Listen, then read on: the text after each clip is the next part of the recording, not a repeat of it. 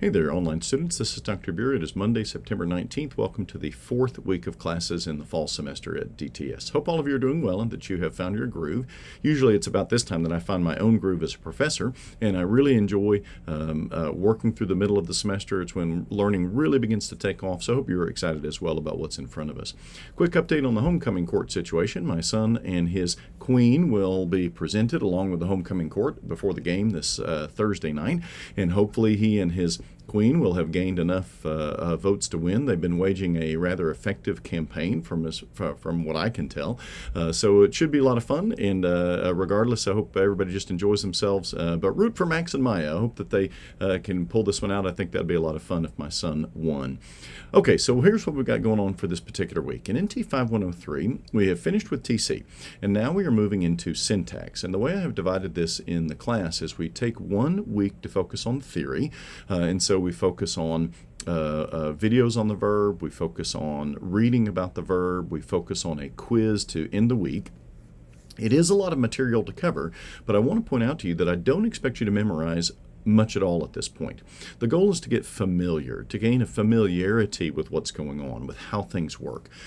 We will, as we go through the practice and you go through the study guides and translation, we will go back to Dr. Wallace's text frequently to rethink, to relearn, to figure out. So please don't think of this as a time when you've got to get everything memorized. That's not at all the way I'm focusing on it. I want this to be a time of familiarity. So, for example, as you read through Dr. Wallace's text, you can scan a lot of the discussion. I want you to know where it is. I want you to know the basic contours, but you don't have to memorize everything. You don't have to read to the nth degree in order to get this. So this week is about coverage, and it's about getting your feet on the ground, and then the coming weeks will be about really digging in and applying it. Let me point out, though, that we do have a quiz, which covers the reading that you have done. Note that you can use various materials on this quiz. Again, I'm not expecting you to memorize. I just want you to be familiar, and this kind of guides you in that. In NT 5104, we are now moving into our section on validation. Validation, to me, is the bread and butter of exegesis. That's when you have two differing interpretations, each of which has a claim for validity, and you have to then make a decision based upon research and understanding as to which is more likely the case.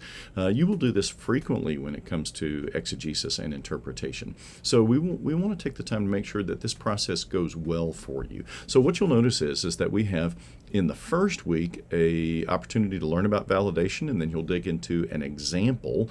And so this is a discussion area where you're going to actually follow some instructions and lay out some evidence, and it'll give you a chance to practice. And then the next week is when you actually have to work on the validation paper. And very specifically, note that there are going to be some very specific instructions of what you are to do and the problem you're to work on. I'll talk about these more at length next week, but if you'd like to get ahead, you can take a look at this page and that will get you started.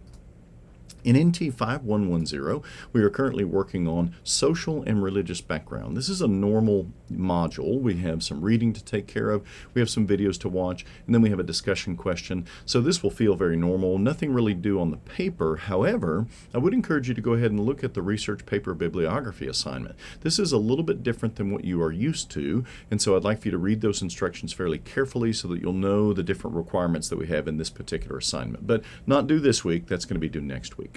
All right, well, that's it for our weekly video update. I hope that all of you are doing well. I'm praying for you, and I look forward to working with you online this week. Take care, and we'll see you soon.